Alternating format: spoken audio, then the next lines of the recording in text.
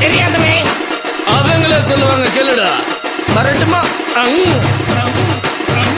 MGR, Sivaji, Rajini, Kamal,